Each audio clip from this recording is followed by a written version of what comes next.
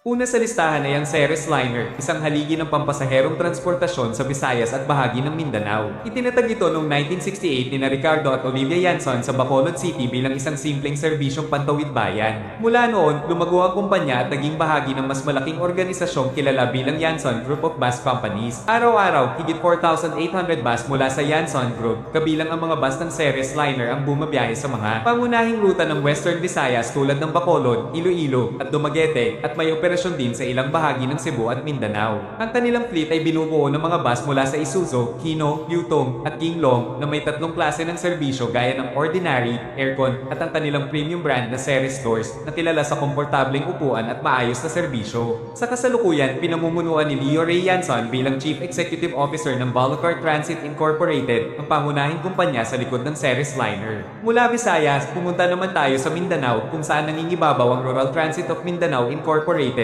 isa sa pinakamalaking bus company sa rehiyon. Noong 1985, binili ng Yanson Group of Bus Companies ang mga kumpanyang Fortune Express at Bachelor Express sa Cagayan de Oro. Mula rito, isinilang ang Rural Transit of Mindanao Incorporated bilang bahagi ng mabilis na pagpapalawak ng grupo sa Mindanao. Sa kasalukuyan, nakatuon ang operasyon ng Rural Transit of Mindanao sa mga pangunahing ruta ng Northern at Central Mindanao, partikular mula Cagayan de Oro papuntang Zamboanga, Pagadian, Dipolo, at Bukidnon. Nag-aalok sila ng tatlong klase ng serbisyo tulad ng Ordinary, Aircon, at Deluxe gamit ang mga modernong bus mula sa Isuzu, Hino, Yutong, at Golden Dragon, pawang kilala sa kanilang tibay at kalidad. May tinatayang humigit kumulang 2,500 bus units ang Rural Transit of Mindanao, kaya't itinuturing itong may isa sa pinakamalalaking fleet ng pampasaherong bus sa buong Pilipinas. Si Leo Ray Yanson ang chairman at president ng Rural Transit of Mindanao sa kasalukuyan. Sa silangang bahagi naman ng Mindanao, matatagpuan ang Bachelor Express Incorporated, isa pa sa mga kumpanyang nasa ilalim ng Yanson Group of Bus Companies. Noong 1985, kasabay ng pagbili sa Fortune Express sa Cagayan de Oro. Mula noon, naging pangunahing tagapaghatid ng transportasyon ng Bachelor Express sa mga rehiyon ng Davao at Caraga. Sa kasalukuyan, bumibiyahe ang kanilang mga bus mula Davao City patungong Surigao, Butuan, Tagum, at ilang bahagi ng Bukidnon. Gumagamit sila ng mga moderno at maasahang unit mula sa Isuzu, Hino, Yutong, at nag-aalok ng Ordinary, Aircon,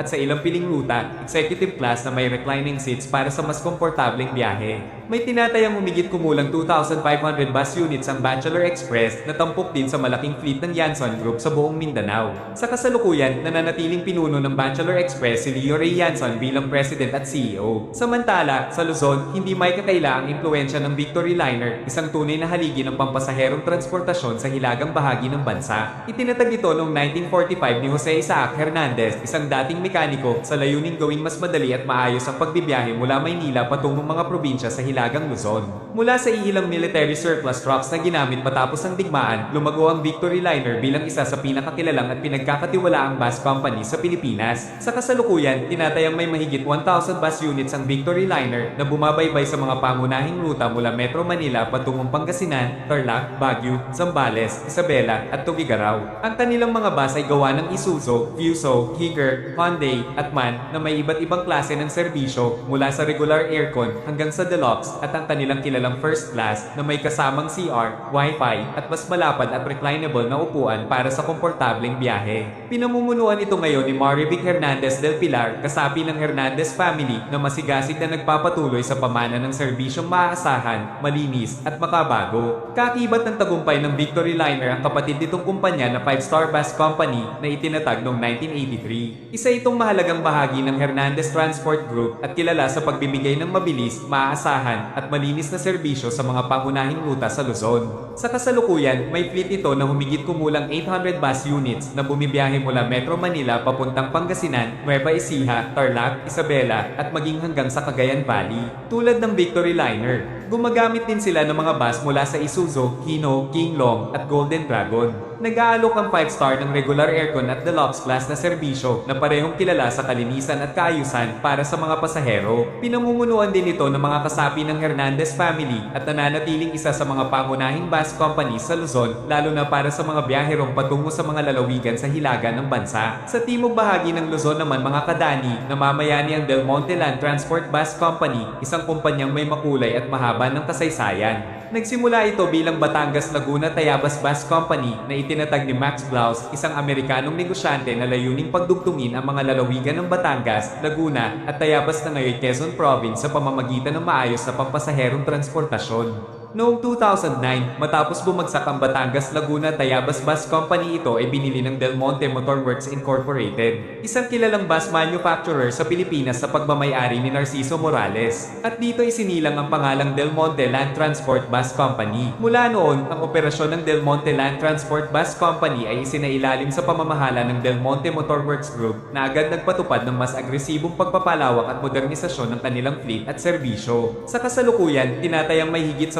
500 bus units ang Del Monte Land Transport Bus Company na bumabaybay sa mga rutang Manila patungong Naga, Legazpi, Sorsogon, Iriga. Gamit ang mga unit mula sa Isuzu, Hino, MAN, Kinglong at Yutong, nag-aalok sila ng iba't ibang klase ng serbisyo mula sa aircon at deluxe hanggang sa mga modernong sleeper buses na may reclining beds para sa long-distance travelers. Sa kasalukuyan, pinamumunuan ng sa ilalim ng Del Monte Motor Works Group na pag-aari ni Narciso Morales. Sa modernong panahon ng pampasaherong transportasyon sa Luzon, tumatatak ang pangalang Genesis Transport Service Incorporated na itinatag noong 1991 sa Angeles City, Pampanga na naglalayong paglingkuran ng mga pasahero mula Central Luzon papuntang Metro Manila. Ngunit higit itong nakilala sa mas huling dekada dahil sa kanilang premium service na Joybus na inilunsad noong 2010. Ang Joybus ay isang non-stop executive service na may Wi-Fi, comfort room at reclining seats. Ang Genesis ay bumibiyahe mula Metro Manila papuntang Baguio, Baler, Clark, Aurora at iba pang bahagi ng Central at Northern Luzon gamit ang mga modernong bus mula sa Isuzu, Fuso, Golden Dragon, Yutong, Volvo, Daewoo, MAN, Mercedes-Benz at iba pang global brands. Mula sa 3 bus units noong 1991, umusbong ang Genesis hanggang sa magkaroon ng mga 456 bus units na kasalukuyang nagpapatakbo sa Southern at Northern Luzon kung saan kabilang ang kanilang Joybus units. Sa kasalukuyan, ang kumpanya ay pinamumunuan ni Riza Angara Moises bilang President at CEO ng Genesis.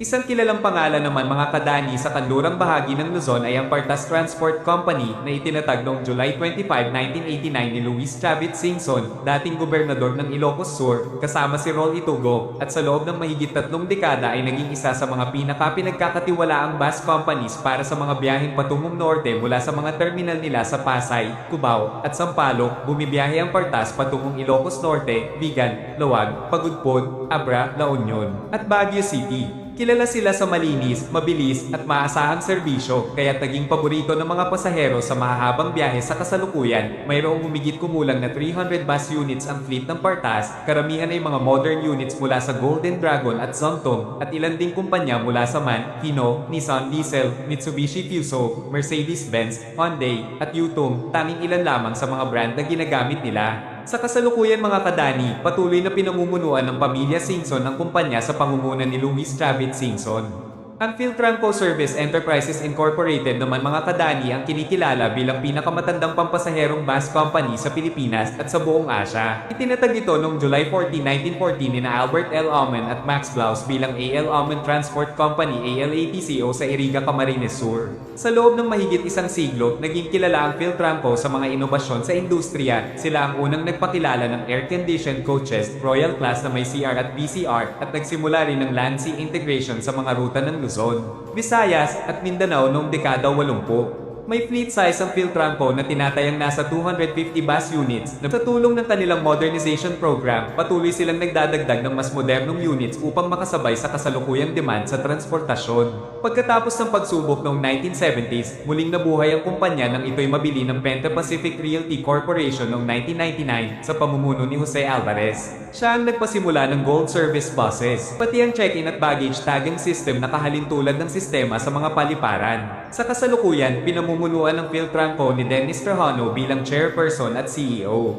Kasama sa plano ang RoRo integration sa tulong ng Fastcat Ferry Service na magbibigay daan sa mas malawak at tuloy-tuloy na koneksyon ng mga pasahero sa buong Pilipinas.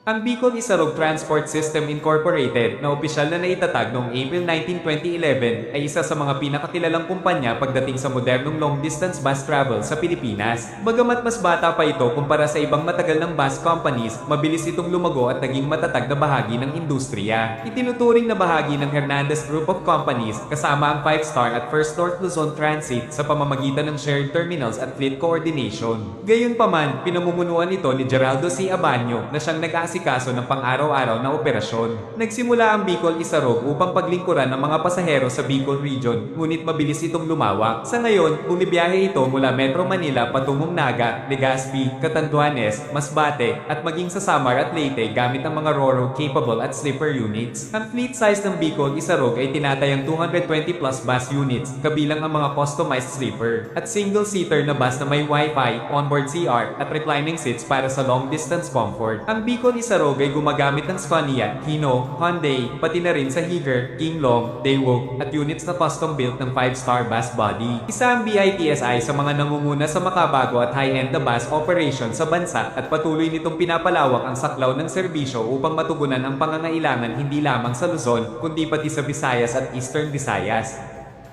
At yan mga kadani ang 10 pinakamalalaking bus company sa bansa na patuloy na naglilingkod at bumibiyahe sa libu-libong Pilipino araw-araw. May paborito ka ba sa listahan? Ikaw kadani, anong bus na ang mga nasakyan